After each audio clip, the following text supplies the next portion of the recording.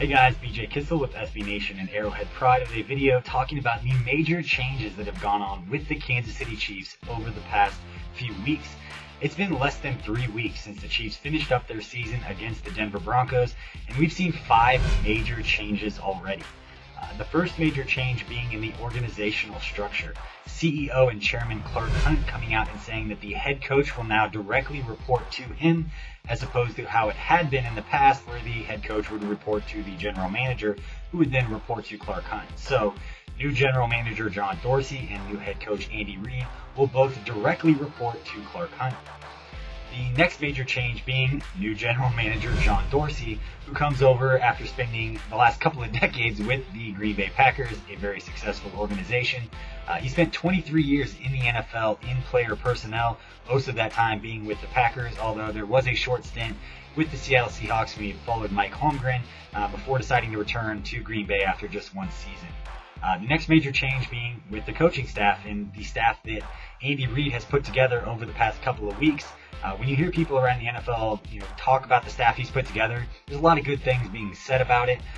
Obviously, holdovers Gary Gibbs and Emmett Thomas being the 2 coaches that were with the team last year that will be coaching the team again next season.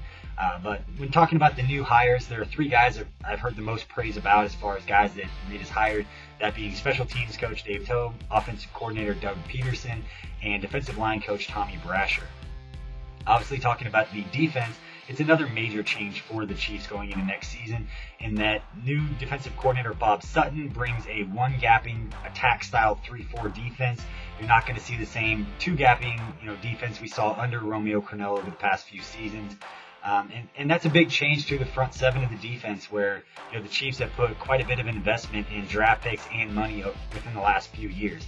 You've got Derek Johnson and Tamba Ali that have recently signed extensions. And then you've got up-and-comer Justin Houston, who's a blossoming star in this league. And then you've got the trio of first-round draft picks along the defensive line in Dontari Poe, Tyson Jackson, and then obviously Glenn Dorsey being the free agent. But a new scheme, along the front 7 is definitely going to change up what those guys are doing. And it's something to keep in mind, knowing how much the Chiefs have invested in that front 7.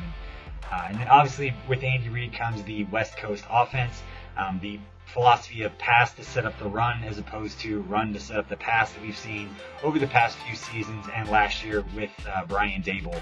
So one more thing to keep in mind is the emphasis that Andy Reid and the West Coast system puts on the wide receivers, and that Andy Reid has a history of putting a lot of emphasis into that position with high draft picks of Jeremy Maclin, Deshaun Jackson, and then even a few years ago the big trade to get Terrell Owens when he had Donovan McNabb at quarterback, which obviously brings us to the quarterback position. The most important position in the NFL is something that John Dorsey and Andy Reid are going to have to figure out this offseason as far as who's going to be under center for the Chiefs next season.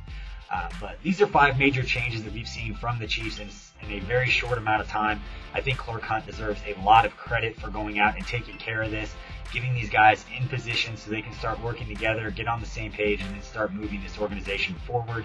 Obviously, the Chiefs hold the #1 overall pick because they were in a pretty bad spot and changes needed to be made, and Clark Hunt made those changes. Hopefully it works out for the best, but it's definitely been an exciting offseason so far.